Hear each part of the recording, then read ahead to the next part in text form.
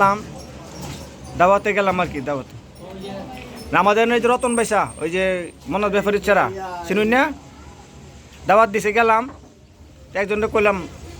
আজাই দাওয়াত আছে তোরা তো দাওয়াত দিছে আজাই ইয়া একটা মৃত্যুবার্ষিকী আছে মেহমানি আছে চলো এখানে যাই কয় না এগুলি মানুষ মরার পরে এগুলি খাওয়ানো 40-40 এটা বেদাত শিরিক গুনাহ বুঝছেন তাহলে সব বুঝতেছেন পরে আমি কইলাম মৃত্যুবার্ষিকীতে খাওয়া দাওয়াত করলে বেদাত তোরা যে শুক্রবার দিন জিলাপি কাজ মসজিদে আইসেন শুক্রবার নামাজে যাস না হ্যাঁ নামাজে যাই মসজিদে যে জিলাপি কাজ এই বিভিন্ন জিনিস খাওয়ায় মুসল্লিরা অন্য লোকেরা খাওয়ায় পাবলিকে খাওয়ায় মসজিদে খাস তখন যে কাজ তখন বেদাত হয় না ঠিক আছে না কি সুন্দর কথাটা কইছে আমার আমি এনে দাওয়াতে যাবো আমার ফোন দিয়েছে তুই কই আমি দাওয়াতে যাবো কয়টা বেদাত মুন্সি মৌলবী কেউ মারা গেলে খাওয়ানো এটা বেদাত তা আমি বললাম এটা যদি বেদাত শুক্রবারে জিলাপি খাস কেয়া মিষ্টি খাস কেয়া এটা বেদাত না এগেল এটা হ্যাঁ মুন্সির হারান আপনার তো ওষুধ দিন ঠিক আছে না আরবার কি দেখেন হিন্দুরা কথা শুনলে মানে হিন্দুরা দেখতে পারে না কিছু কিছু সব মৌলবী না কিছু কিছু যে বকাট্টে যে দাজ্জালের অনুসারী যারা কিছু আছে না দাজ্জালের অনুসারী কথা কথা বেহেজ দেয় কথা কথা মানুষ পুরায় কথা কথা মন্দির যায় কথা কথা মাজার ভাঙ্গে এটা দাজ্জালের অনুসারী যারা জান্নাত দেয় যে সমস্ত মুন্সি মৌলবীরা জান্নাত দিতেছে সাধারণ মানুষের এরা হলো দাজ্জালের অনুসারী তে হ্যাঁ দাজ্জালের যারা জান্নাত দেয় বিভিন্ন স্বার্থের জন্য ধান্দার জন্য কয় যে এখানে এই কাজ করলে জান্নাতে যাবেন জান্নাত দিয়ে দেবো আমরা কয় না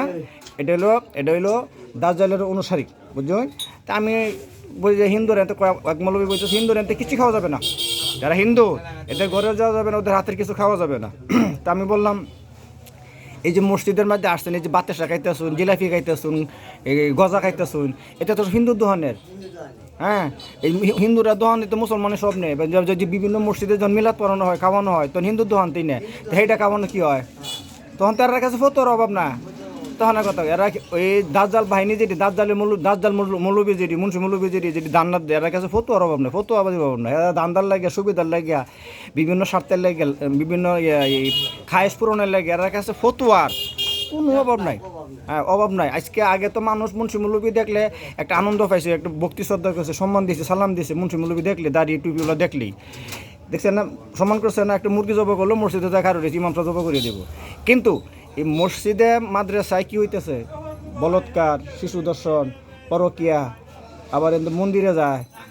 আবার বালকে এক সারারে ফুরিয়েছে হিন্দু সারারে ফুরিয়েছে আবার আমরা চিটাকে নুরা পাগলারে কবরের আগুন দিয়ে ফুরিয়েছে এরকম হইতেছে না এরার কাছে ফতুয়ার মানে কোনো অভাব নেই এর কাছে খালি জান্নাত কথা কথাই জান্নাত এই যে চিটাগাঙ্গের নুরা পাগলা ছিল না ওরে কবরের লাশ উড়ে আগুন দিয়ে ফুরাইছে না মুন্সি মৌলবীরা হ্যাঁ পড়ছে না দেখছেন না আপনার কি দেখছেন না বল আবার ওই যে বালক একটা সারা হিন্দু সারারে লটকায় আগুন দিয়ে ফুরাইছে না দিনের বেলা কি ফুরাইছে না তো কইতেন এই জন্য আমাদের উপর থেকে আগে তো একসময় মুন্সি মৌলবী দেখলে আমরা মুসলমানরা দেখলে অন্য ধর্মের লোকেরা মানে একটা সম্মান করতো আমাদের এই মুন্সি মৌলবীরা কাজ কাম দেখিয়া এরা এখন আমরা দেখে দৌড়ায় ঠিক আছে কি জন্য আমাদের নফস বালানা আমরা স্বার্থের জন্য টুপি দাঁড়িয়ে ব্যবহার করিয়া স্বার্থের জন্য খাইসের জন্য দান্দার জন্য জান্নাত দেলাই আকাম কুকাম যত কিছু আছে সব করে জিগাইলে যায়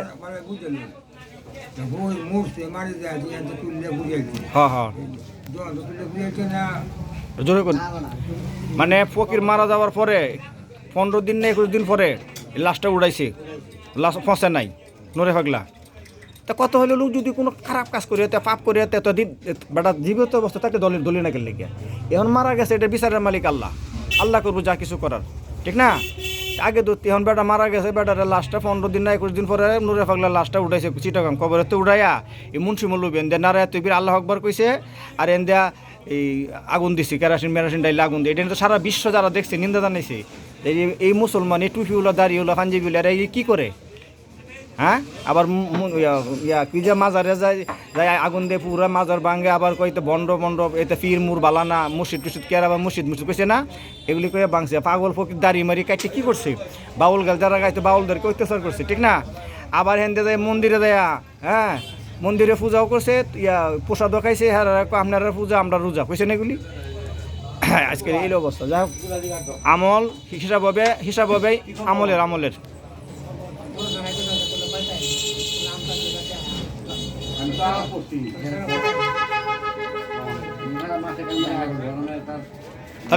তাহলে সব আপনি শুনেন না এগুলি আগে